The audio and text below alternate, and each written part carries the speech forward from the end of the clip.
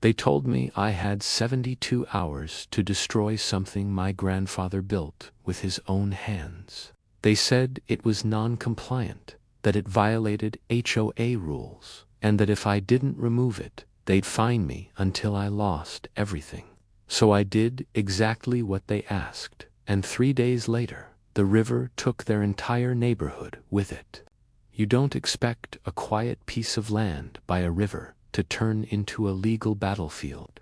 You don't expect people with clipboards and monthly meetings to threaten something that's been standing longer than their entire neighborhood exists. But that's the thing about power. Some people don't need authority to act like they have it.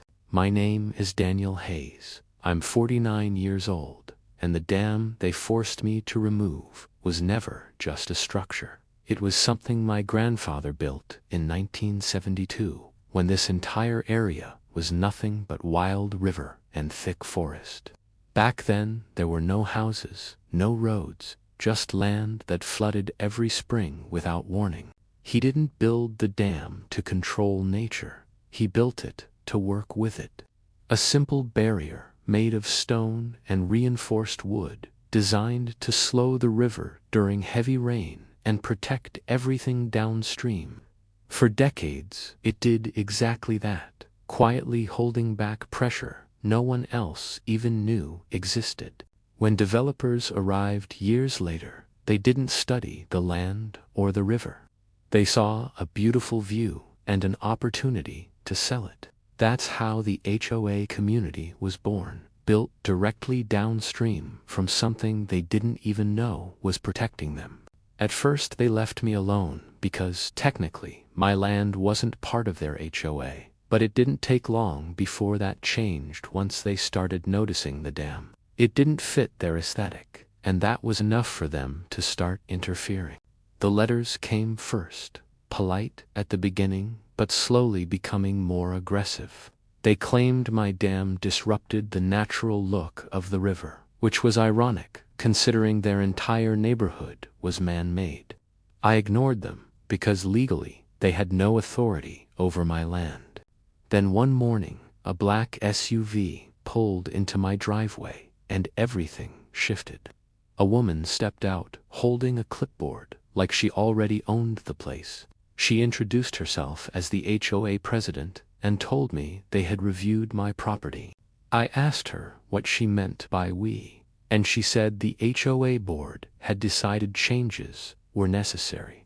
I reminded her that I wasn't part of their HOA and never had been. She smiled in a way that made it clear she didn't care. Over the next few weeks, the situation escalated quickly. Letters turned into official notices, and notices turned into fines that made no legal sense. They claimed my dam was affecting community water flow and labeled it a safety hazard. The reality was the exact opposite of what they were claiming.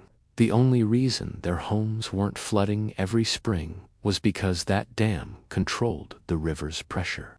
But they didn't want to hear facts. They wanted control.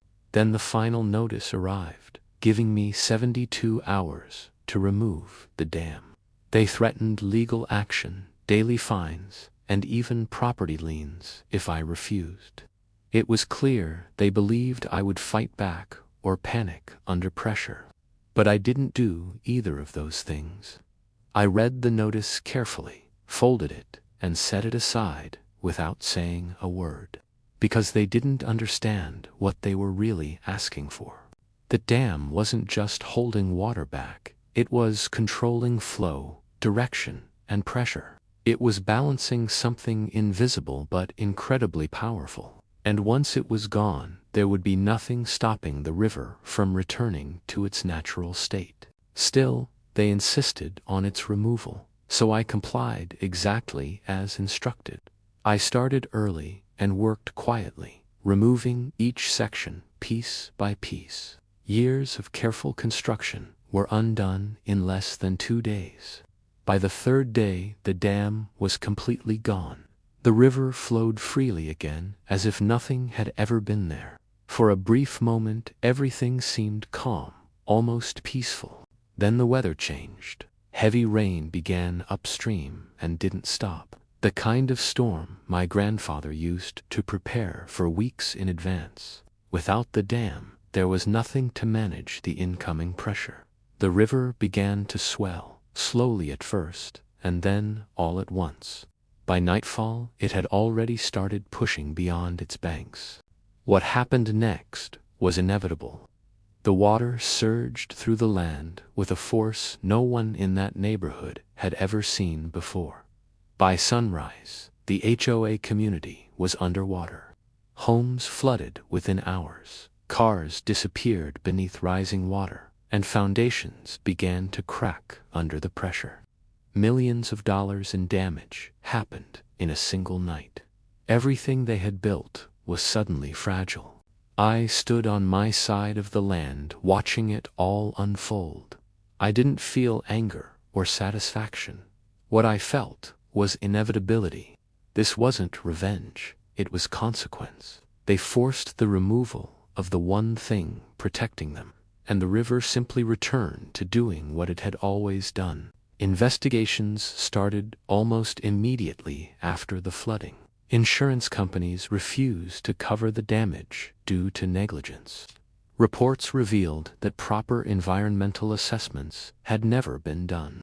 The HOA collapsed under lawsuits from its own residents. People who had trusted the board suddenly realized how much had been ignored. And the woman who once stood in my driveway disappeared without a trace. Today, the river still flows the way it always has, wild, unpredictable, and completely free. My land is still standing because I never tried to control it. I chose to understand it.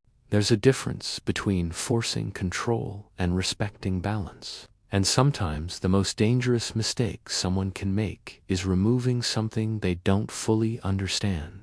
Because once it's gone, there's no putting it back.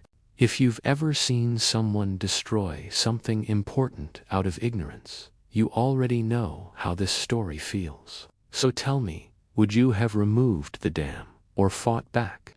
And if you want more stories like this, make sure you subscribe because this is only one of many.